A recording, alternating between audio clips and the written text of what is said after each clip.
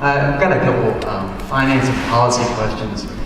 So recently we were tasked with cutting about $600,000 off the bottom line for mobile devices. And so first, right off the bat, and in the next couple of years we're going to be implementing FX. This is going to be much easier to justify, but in the meantime, how do you measure ROI when you're deploying mobile devices, one, and then when you deploy mobile devices, from a policy perspective, how do you manage that? Are you doing bring your own with stipends? Are you doing hospital-owned devices and assuming all the liability? And any tax implications in there from doing some of the stipend stuff?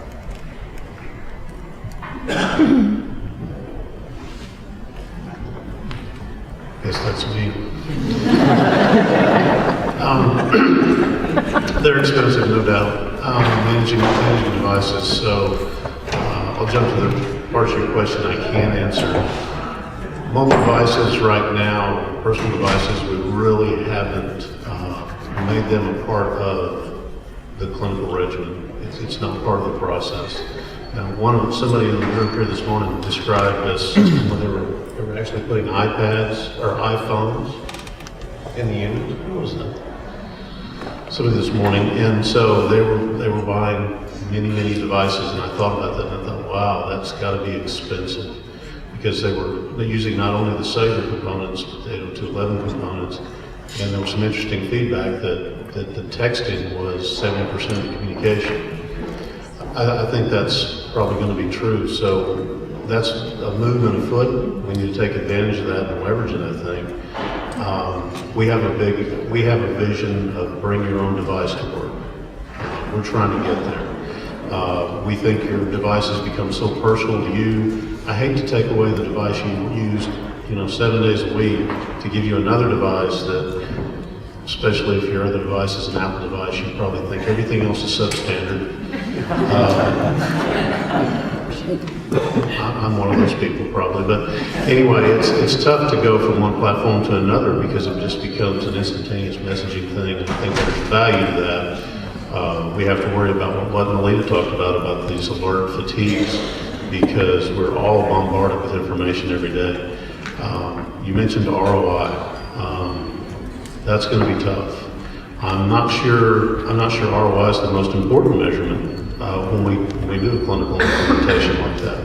Matter of fact, I'd say it's pretty far down the list.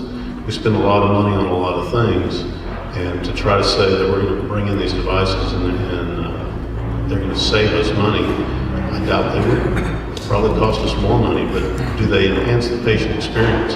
As Robert said, he's been through the process, and there's a lot of gaps in the process and disappointments where you spend a lot of time explaining a lot of information to a person only to go to the next building and have to explain the same thing again and again.